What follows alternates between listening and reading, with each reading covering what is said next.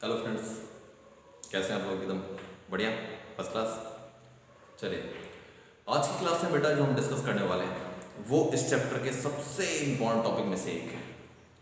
और ये बात ध्यान रखें कि आज की क्लास को पूरा एंड तक देखेंगे आप, क्योंकि बहुत सारे टॉपिक आज मैं डिस्कस करने वाला हूँ। आज मैं सिंपल माइक्रोस्कोप डिस्कस करूँगा, मैं कंपाउंड माइक्रोस्कोप डिस्कस करूँगा, और कंपाउंड माइक्रोस्कोप के अंदर जो दो डिफरेंट केसेस होते हैं उनको भी हम डिस्कस करेंगे। और ये वो क्लास है जिसके बेस पर आप बहुत सारे न्यूमेरिकल कर पाएंगे, और इसलिए बहुत ध्यान से रखिएगा, ध्यान से सुनिएगा इस बात को, कि अगर आप इसको ध्यान से नहीं सुनेंगे तो आपको न्यूमेरिकल करने में बड़ी दिक्कत होगी।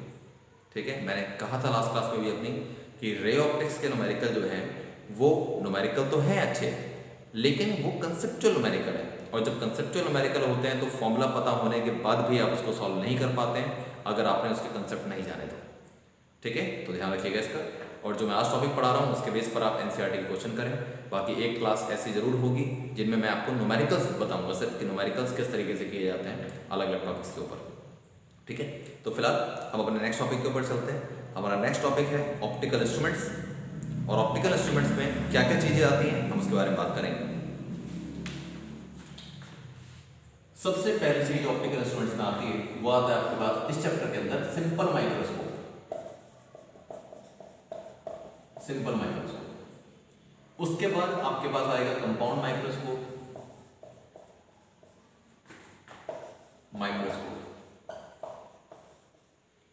फिर थर्ड आपके पास आएगा टेलीस्कोप।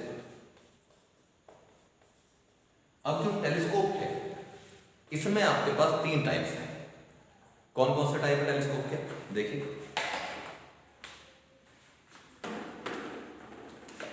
इसमें एक टाइप आपके पास होता है, उसको मैं पार्ट 1 लिखता हूं, रिफ्रैक्टिंग टाइप। रिफ्रैक्टिंग। सेकंड है हमारे पास रिफ्लेक्टिंग।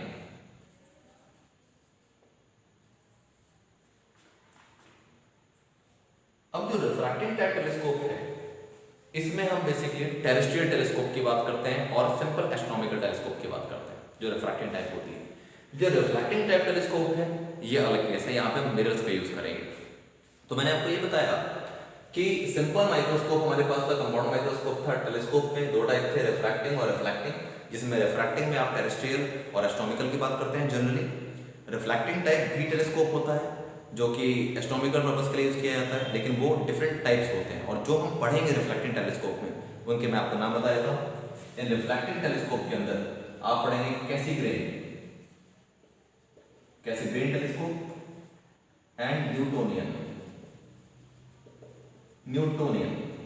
कैसीग्रेन एंड न्यूटोनियन, इन दोनों के बारे में आपको इन्फॉर्मेशन होनी चाहिए। तो कैसीग्रेन टेलीस्कोप आपके सिलेबस का पार्ट है, ठीक है, और इसके ऊपर आपको न्यूमेरिकल भी दे रखा है आपके एनसीईआरटी बुक के अंदर। तो खैर, these are optical instruments, simple microscope, compound microscope, telescope, refracting and reflecting. Reflecting में कैसीग्रेन एंड न्यूटोनियन, ये आप पढ़ेंगे। तो ये आपका हुआ ऑप्टिकल इंस्ट्रूमेंट का सिलेबस, कि आपको ऑप्टिकल इंस्ट्रूमेंट के अंदर क्या क्या पढ़ना है। ठीक है, तो शुरुआत करेंगे हम सिंपल माइक्रोस्कोप से। तो चलिए शुरू करते हैं।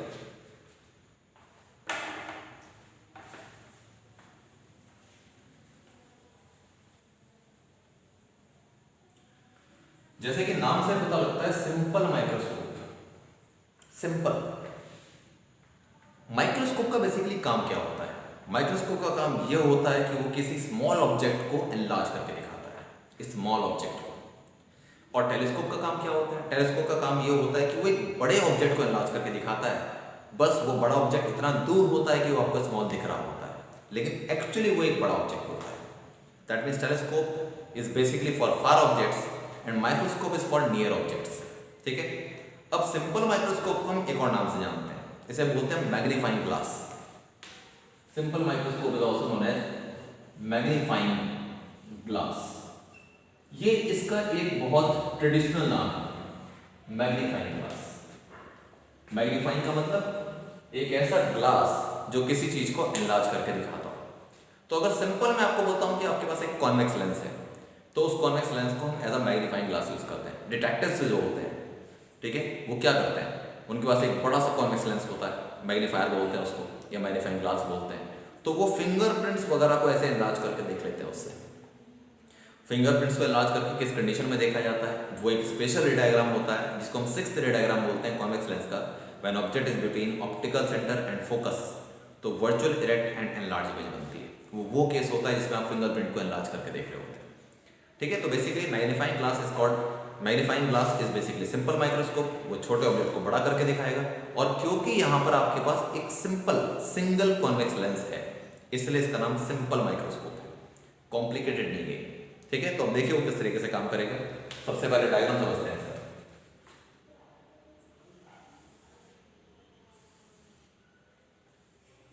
एक सिंपल कॉन्वेक्स लेंस आपने लिया, ठीक है। अब इसको अगर मैग्नीफाइंग ग्लास की तरह काम कराना है, दिस इज ऑप्टिकल सेंटर, ये फोकस हो गया, इधर इसकी डबल डिस्टेंस पे मैं 2f लिख लेता हूँ, फिर इधर मेरे पास एक फोकस हो गया, उधर 2f हो गया, तो इनमें से एक प्राइमरी फोकस हो गया और एक सेकेंडरी फोकस हो गया। अब क्या होता है, ऑब्जेक्ट को किस पोजीशन पर रखा जाए, तो मैग्नीफाइंग ग्लास की तरह इसको यूज कराने के लिए आप ऑब्जेक्ट को रखते हैं f और o के बीच में। दिस इज द सिक्स्थ रे डायग्राम ऑफ कॉन्वेक्स लेंस, ठीक है। तो पैरेलल रे after refraction passes through focus. ध्यान रखिए, वैसे तो बेटा रिफ्रैक्शन दो बार होता है, हम रिफ्रैक्शन थ्रू स्फेरिकल सरफेस में पढ़ चुके हैं कि एक बार रिफ्रैक्शन इस पार्ट से होगा, एक बार इस पार्ट से होगा, लेकिन सिंपलिसिटी के लिए, सिमेट्री के लिए हम सिंपल उसको ऐसे करके बैंड कर देते हैं, जैसे आपने क्लास 10th में सीखा था। ठीक है, अब ये गया, तो ध्यान रखिए कि मैं इस डायग्राम में बनाते हुए कुछ टेक्निकलिटीज को यूज नहीं कर रहा हूँ, यानी कि मैं इसको दो बार यहाँ से रिफ्लेक्ट ना करके सिर्फ एक ही बार रिफ्लेक्ट कर रहा हूँ। तो ये बात ध्यान रखिएगा कि हमने सिर्फ इस डायग्राम की सिंपलिसिटी के लिए किया है। ठीक है, अब देखिए इमेज कहाँ बनती है बेटा, इसको आप पीछे मिलाते हैं ऐसे, क्योंकि यहाँ तो डाइवर्जिंग रेज है तो यहाँ तो मिलेगी नहीं, तो कन्वर्ज करती है पीछे कहीं, और आपको यहाँ कहीं एक इमेज मिल जाती है। This image is virtual and erect and enlarge. एक छोटा ऑब्जेक्ट की बड़ी इमेज बनती है, सेम साइड पे बनती है लेंस की, सेम साइड पर, ठीक है।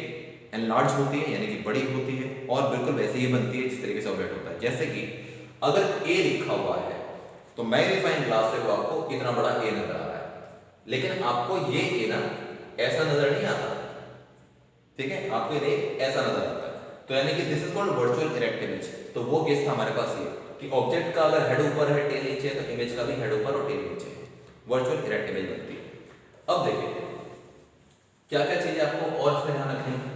ऑब्जेक्ट को डिनोट करेंगे आप ए बी सिंबल से, A for aero, B for base, simple तरीका याद रखने का।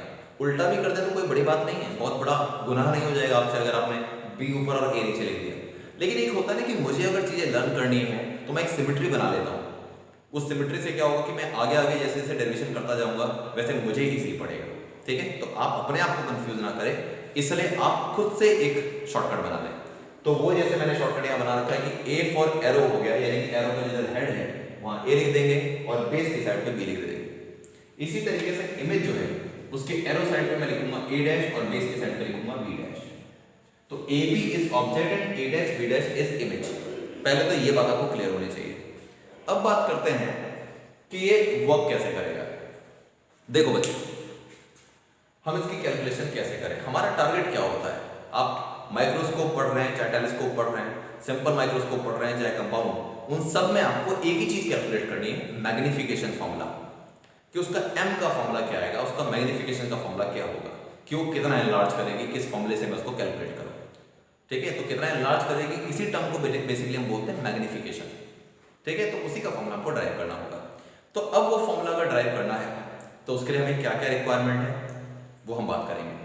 पहले मुझे एक चीज बताओ, इससे पहले कि मैं इसको आगे डायरेक्शन को करूं, एक चीज मुझे बताइए कि क्या ऐसा पॉसिबल है कि एक बच्चा जो छोटी हाइट का था, शॉर्ट हाइट का, और एक बच्चा जो उससे डबल हाइट का था, क्योंकि बच्चा काफी छोटा था, मान लो फर्स्ट क्लास का बच्चा है, उसकी हाइट काफी कम है, एक बच्चा 12th क्लास का है, तो ये पॉसिबल है कि 12th क्लास के बच्चे की हाइट फर्स्ट क्लास के बच्चे की डबल हो। ये पॉसिबल है, बिल्कुल पॉसिबल है। अब मुझे बताइए क्या ये पॉसिबल है किसी तरीके से कि मैं इन दोनों की हाइट को बराबर कर दूं, या इन दोनों की हाइट बिल्कुल बराबर हो जाए। और ध्यान रखिए कि जो छोटे वाला बच्चा है उसको मैं किसी चीज पे खड़ा नहीं करूंगा, यानी कि ऐसा नहीं कि उसके नीचे स्टूल लगा दिया तो बराबर हो गए, नहीं, मुझे ऐसा करना है कि मैं सामने कैमरे से फोटो खींचूं तो मुझे दोनों की जो हाइट है वो बराबर नजर आए। पॉसिबल है, बिल्कुल पॉसिबल है। ये इस तरीके से पॉसिबल है जैसे कि आपको पता है कि जो कुतुब मीनार है उसकी हाइट बहुत ज़्यादा है, बुर्ज खलीफा की हाइट सबसे ज़्यादा है, लेकिन ये पॉसिबल है मेरे लिए कि जो मार्कर है ना इसके पीछे मैं कुतुब मीनार और बुर्ज खलीफा को पूरा छिपा दूँ, पूरा, जबकि इसकी हाइट बहुत कम है। कैसे पॉसिबल है? मैं इस मार्कर को अपने पास रखूँ और कुतुब मीनार बहुत दूर होनी चाहिए, तो कुतुब मीनार जब दूर होगी तो कितनी से नजर आएगी? तो इस मार्कर के पीछे छुप जाएगी। अगर मुझे इन दोनों को बराबर हाइट का भी करना है तब भी आसान है। मैं थोड़ा सा अगर आगे बढ़ूँ तो ये तो इतना ही बड़ा रहेगा, जो कुतुब मीनार होगी वो थोड़ी और बड़ी हो जाएगी, तो अल्टीमेटली क्या होगा, दोनों का हाइट जो है वो बराबर हो सकती है। तो इसका मतलब ये है कि अगर आपको दो ऑब्जेक्ट्स को, यानी कि ये पॉसिबल है कि इस तरीके से आप दोनों की हाइट कंपेयर नहीं कर सकते अगर दोनों को आप अलग अलग पोजीशन पे देते हैं। मैग्निफिकेशन का मतलब होता है ऑब्जेक्ट से इमेज को कंपेयर करना कि उसकी हाइट कितनी होगी। अब आप इस तरीके से इस बात को समझिए कि अगर, जैसे ये जनरली होता रहता है कि अक्सर जो गर्ल्स होती हैं, बॉयज भी ऐसा करते हैं हालांकि, लेकिन गर्ल्स अक्सर मैंने देखा है कि इस चीज़ को ज़्यादा करती हैं कि वो अपनी मम्मी से अपनी हाइट नाप रही होती हैं जब वो 11th क्लास या 10th क्लास में होती हैं या 8th क्लास में भी होती है। तो अक्सर उनकी इच्छा होती है कि वो चेक करें कि वो अपनी मम्मी से लंबी हो गई कि नहीं हो गई। तो कैसे नापते हो हाइट? मम्मी को खड़ा कर लिया और ठीक बगल में खड़े हुए और फिर हाइट नापते हैं। यानी कि हाइट का कंपेरिजन तब हो सकता है जब ऑब्जेक्ट और इमेज, यानी कि जब दोनों चीज़ जिनको आप कंपेयर कर रहे हो बिल्कुल साथ पे रखे हो, साइड बाय साइड। क्यों हम बोल पाते हैं कुतुब मीनार बड़ी है और ये छोटा? ये इसलिए क्योंकि अगर मैं कुतुब मीनार के बगल में इसको रखूंगा तो मुझे पता लग जाएगा कुतुब मीनार इतनी बड़ी है जिसके सामने दिखाई भी नहीं देगा। कंपैरिजन हाइट का तब होता है जब आप ऑब्जेक्ट और इमेज दोनों को साथ रखते हैं। इसका मतलब ये हुआ कि अगर ये ऑब्जेक्ट है और ये इमेज है तो आपको देखने में लग रहा है कि इमेज बड़ी है, दिख रहा है। लेकिन अगर मैं इस पॉइंट से इसको ऐसे करके देखूंगा, ऐसे ऐसे, तो ये पॉसिबल है कि इस ऑब्जेक्ट और इस इमेज दोनों बिल्कुल बराबर मुझे दिखाई दे, क्योंकि ऑब्जेक्ट मेरे पास है और इमेज दूर है, तो ये पॉसिबल है कि बराबर दिखाई दे। लेकिन क्योंकि हमें मैग्निफिकेशन दिखाना है तो मैंने कहा कि अगर दो लोगों को कंपेयर करना है कि किसकी हाइट ज्यादा है किसकी हाइट कम है, तो सिर्फ उसका एक ही तरीका होता है, दोनों को बिल्कुल एक दूसरे के पैरेलल खड़े करना साथ साथ, और फिर सामने से देखो आपको पता लग जाएगा। लेकिन अगर किसी की हाइट में सिर्फ 1 इंचेस का फर्क है तो अगर वो आगे पीछे खड़े हैं ना तो आप नहीं बता पाएंगे कौन बड़ा है कौन छोटा है। लेकिन जब दोनों साथ साथ खड़े होंगे तो पता लग जाएगा। ठीक है, जैसे बॉयज अपने फल से अपनी हाइट नाप रहे होते हैं तो तभी तो हाइट नापोगे ना जब बगल में खड़े रहोगे। तो इसी तरीके से अगर मुझे इस ऑब्जेक्ट की हाइट को इससे कंपेयर करना है तो मुझे इस ऑब्जेक्ट को इस इमेज की जगह पे लेके जाना है ताकि मैं कंपेयर कर सकूं कि इमेज इससे कितनी बड़ी है। तो अब क्या करते हैं उसके लिए इस वाले इमेज की, इस वाले ऑब्जेक्ट की एक रेप्लिका बनाते हैं। यहाँ पे पता लग रहा है, इस ऑब्जेक्ट की एक रेप्लिका का मतलब बिल्कुल हूबहू वैसी ही चीज बना देंगे। ठीक है, जितनी इसकी हाइट है एग्जैक्टली उतनी हाइट का मैं यहाँ पे इसको बना दूंगा। ये इसको मैंने यहां बना दिया। अब डायग्राम में देखते ही पता लग जाएगा कि ये ऑब्जेक्ट था, ये इमेज थी, तो इमेज इससे कितनी बड़ी, अब मुझे डायरेक्ट दिखाई देगा। ठीक है, तो इसलिए क्या करते हैं, जब भी आपको दो चीजों की लेंथ को कंपेयर करना, हाइट को कंपेयर करना हो तो दोनों को बिल्कुल साथ साथ रख दो ताकि पता लगे कि कौन किससे कितना बड़ा है। तो मैग्निफिकेशन के लिए भी आपको यही करना है। ठीक है, अब देखिए, अब ये जो हमने यहाँ पे इमेज की रेप्लिका बनाई है इसका नाम मैं रख देता हूँ A1। तो ध्यान रखिए, AB is object, image is a dash b dash and the replica of this AB is A1 b dash, A1 b dash। तो A dash अलग चीज है और A1 अलग चीज। ठीक है, अब देखो कंपैरिजन कैसे होगा। मैं इसको बनाता हूं एक अलग कलर से, so that you can check it. ये मेरे पास आ गया, ये एंगल अगर मुझे नापना होगा, मेजर करना होगा तो मैं उसको O से मेजर करूंगा, यानी कि ऑप्टिकल सेंटर से। ये हमारा रेफरेंस पॉइंट है। तो O से लेकर ये यहां तक की इमेज क्या हो गई, ये अल्फा एंगल हो गया। ये अल्फा एंगल बनाया ऑब्जेक्ट ने किसके ऊपर, ऑप्टिकल सेंटर के ऊपर। और अब देखो इमेज ने कितना एंगल इसके ऊपर बनाया, इमेज ने बनाया ये पूरा बड़ा एंगल, ये पूरा बड़ा एंगल हो गया इमेज के लिए, और वो एंगल हो गया हमारे पास beta. So beta is the angle which is made by image at optical center and alpha is the angle which is made by replica of object at optical center। और इसमें सबसे कमाल की बात पता है क्या है, क्यों हमने ऐसा किया कि मैं ऑब्जेक्ट को यहाँ लेके आ गया। आप सोच के देखिए, अगर मैं ऑब्जेक्ट को यहाँ नहीं लेके आऊँ और तब मैं एंगल बनाऊंगा तो जितना एंगल ऑब्जेक्ट ने बना रखा है ना बीटा, उतना ही एंगल इमेज ने भी बना रखा है। तो अगर एंगल दोनों के सेम हो गए तो आप ये कैसे कह सकते हैं कौन बड़ा है कौन छोटा है? मुश्किल बात है, क्योंकि आपको एंगल के हिसाब से दोनों बराबर दिख रहे हैं लेकिन एक्चुअली बराबर नहीं है। इसी प्रॉब्लम को सॉल्व करने के लिए आप ऑब्जेक्ट को और इमेज को सेम पोजीशन पे लेके आते हैं। तो आपको क्लियर पता लग रहा है कि अगर ऑब्जेक्ट को मैं इमेज के पास ले आऊं तो अब जो एंगल अल्फा दिख रहा है आपको वो छोटा है, और जो बीटा एंगल दिख रहा है वो बड़ा एंगल है, और बीटा एंगल बड़ा होना भी चाहिए क्योंकि इमेज बड़ी बनी। ठीक है, तो ये टेक्निकलिटी थी इस डायग्राम के अंदर। अब इसके अलावा और क्या पता होना चाहिए डायग्राम के अंदर, फिर हम इसका डेरिवेशन शुरू कर सकते हैं। हमें ये पता होना चाहिए ओ से लेकर बी डैश, यहां से लेकर यहां तक दिस इज इमेज, ये इमेज थी तो इमेज डिस्टेंस को मैं v लिखता हूं, और o से लेकर b तक का जो है ये हमारे पास ऑब्जेक्ट डिस्टेंस है, इसको मैं u लिखता हूं। u और v की हमको जरूरत पड़नी, आपने क्लास 10th में पढ़ रखा है कि मैग्नीफिकेशन का फॉर्मूला लेंस के लिए होता है m = v/u, तो इसलिए v और u तो हमें चाहिए। ठीक है बेटा, अब देखते हैं डेरिवेशन कैसे हमको करना है। बहुत इजी है, बहुत इजी। ठीक है, देखिए किस तरीके से मैं लिखता हूं।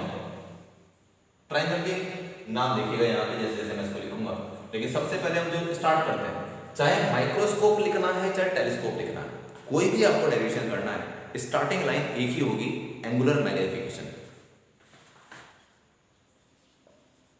एंगुलर मैग्नीफिकेशन,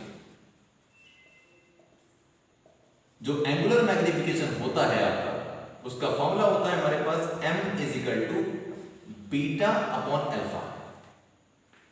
मैग्नीफिकेशन दो तरीके के, angular magnification and linear magnification. Linear का मतलब है लेंथ अपॉन लेंथ या हाइट अपॉन हाइट या डिस्टेंस अपॉन डिस्टेंस, और एंगुलर मैग्नीफिकेशन होता है एंगल की फॉर्म में नापना। अब मैं आपको बताता हूं कि ये फॉर्मूला किस तरीके से बना है। फिलहाल आपने नॉर्मली फॉर्मूला पढ़ा है m = v/u = hi/ho, height of image upon height of object, v image distance upon object distance. ऊपर दोनों चीजें रखी हुई है इमेज के लिए और नीचे की दोनों चीजें ऑब्जेक्ट के लिए। तो यहां भी जो एंगुलर मैग्नीफिकेशन का फॉर्मूला हमने लिखा है, बीटा एंगल है इमेज का और अल्फा एंगल है ऑब्जेक्ट का, तो ऊपर इमेज और नीचे ऑब्जेक्ट होना चाहिए। ये लर्निंग का एक तरीका हो गया। ठीक है, अब देखो बच्चे, अब आपको पता है कि मैं इसी को क्या लिख सकता हूं, so m is nearly equals to 10 beta upon 10 alpha. ये किस केस में हम लिखते हैं, हम लिखते हैं for small angles, for small angles. Small angle के लिए आप 10 अल्फा को अल्फा और 10 बीटा को बीटा लिख सकते हैं। ठीक है, अब आगे क्या होगा देखिए, अब मुझे 10 अल्फा और 10 बीटा की वैल्यू डायग्राम से लिखनी है। देखिए अल्फा मेरे पास सिर्फ इतना एंगल है ये, तो 10 अल्फा = परपेंडिकुलर अपॉन बेस, तो वो मेरे पास आता है 10 अल्फा की जगह मैं लिखूंगा perpendicular a1 b dash upon base b dash को। सही दिख रहा हूं कि नहीं दिख रहा हूं, सोचो। नहीं भैया, गड़बड़ ये हो गई कि मैं यहां पे लिखना चाह रहा हूं किसके लिए, ऊपर तो बीटा एंगल था ना, तो मैं अल्फा थोड़ा लिखूंगा, मैं बीटा के हिसाब से लिखूंगा क्योंकि बीटा एंगल था इमेज के लिए। इसी बात का ध्यान रखना है, ये छोटी छोटी जो चीजें होती है ना, ये गलती हो जाती है एग्जाम के अंदर, इसलिए कुछ मिस्टेक मैं जानबूझ के करूंगा ताकि आप ये देख सकें कि आप फोकस्ड होकर इसको देख रहे हैं कि नहीं देख रहे हैं। ठीक है, तो सबसे पहली बात ये कि मेरे पास था, मुझे लेना था बीटा एंगल, ये रहा बीटा एंगल, तो 10 बीटा कितना आएगा, perpendicular a dash b dash upon base b dash को, तो a1 नहीं आएगा, a डैश b डैश आएगा, a dash b dash upon b dash हो। आगे अब बात करते हैं 10 अल्फा। 10 अल्फा निकालना है तो a1 b dash upon b dash होगा, a1 b dash upon b dash हो, ये आ गया। तो अब क्या होगा, अब ये होगा कि b डैश हो से मैं b डैश को कैंसिल कर सकता हूं, तो मेरे पास आता है a dash b dash upon a1 b dash. अब a1 b डैश जो मेरे पास है इसको मैं कुछ लिख सकता हूं, a1 b dash is equal to ab from diagram, तो मैं इसको लिखूंगा a dash b dash upon ab, ये आ गया। Let it be equation number 1। m का फॉर्मूला हो गया a dash b dash upon ab। अब आपको डायग्राम में ये चेक करना है ऐसे कौन से दो ट्रायंगल्स हैं जो सिमिलर हो सकते हैं, जिनको मैं सिमिलर लिख सकता हूं। देखिए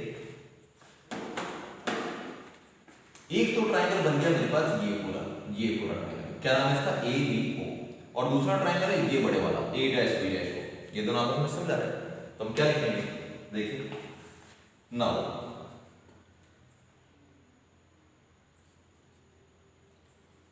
एज ट्रायंगल ABO या a dash b dash O is similar to triangle ABO, direct लिख सकते हो।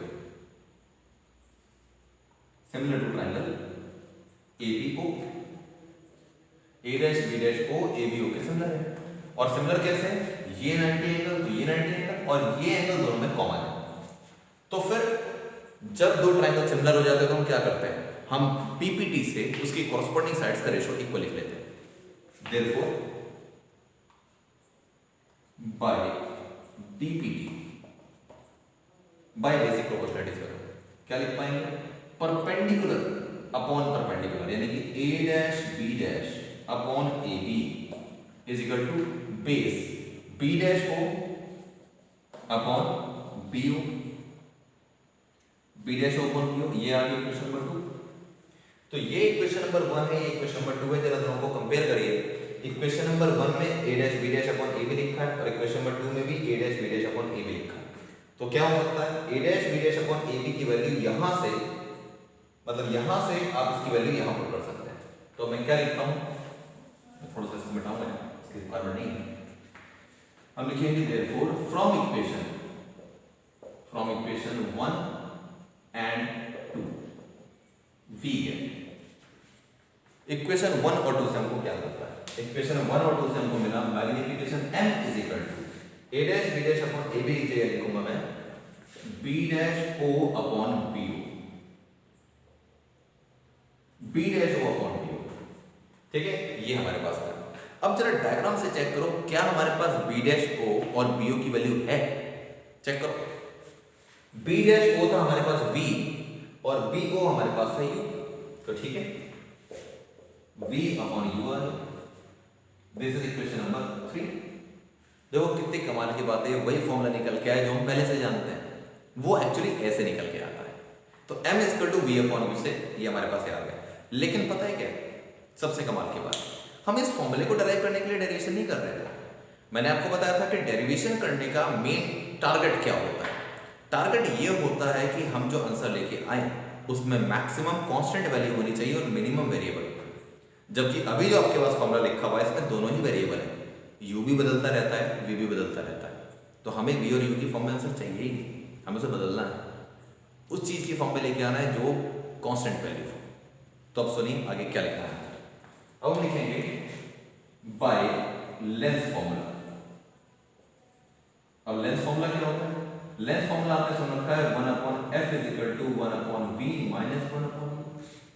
यही होता है length formula, 1/f is equal to 1/v minus 1/u। अब क्या करते हैं, मुझे v/u को बनाना है, क्रिएट करना है v/u। अगर v/u क्रिएट करना है तो बड़ा सिंपल तरीका है, मैं लेफ्ट हैंड साइड और राइट हैंड साइड में v से मल्टीप्लाई कर देता हूं। तो क्या आएगा? v/f, this implies that v/f is equal to v/v minus v/u। v से आपने मल्टीप्लाई कर दिया दोनों साइड। तो अब क्या मिलेगा बेटा? v/v तो 1 हो गया और v/u को मैं m लिख सकता हूं। पता लगी बात? v/u की जगह आप m लिख सकते हैं और v/v तो 1 हो गया। तो अब m कितना आ गया? m मेरे पास आ गया 1 माइनस v/f। अब आपको इनकी वैल्यू पुट करनी है और आपका आंसर आ जाएगा। v की वैल्यू क्या है फ्रॉम डायग्राम? चेक करो। आपको पता है आपको क्लियरेस्ट इमेज कब नजर आती है किसी ऑब्जेक्ट की? कम से कम कितनी डिस्टेंस पर इमेज बननी चाहिए जो आपको क्लियर नजर आए? 25 centimetre, and that is called least distance of distinct vision. Least distance of distinct vision technically आपको इंग्लिश में ये बोलते हैं, हिंदी में बताए तो स्पष्ट दृष्टि की निकटतम दूरी। स्पष्ट दृष्टि की निकटतम दूरी हिंदी में ये बोलते हैं इसको, मातृभाषा है, कोई शर्माने की बात नहीं। ठीक है, तो बेसिकली वो जो 25 सेंटीमीटर आपके पास है, यानी कि फाइनल इमेज अगर 25 सेंटीमीटर में बनेगी तो आपको इमेज बेस्ट दिखाई देगी। तो v की जो एक्चुअल वैल्यू होगी वो कितनी होगी? 25 सेंटीमीटर। 25 सेंटीमीटर को हम रिप्रेजेंट करते हैं कैपिटल D से।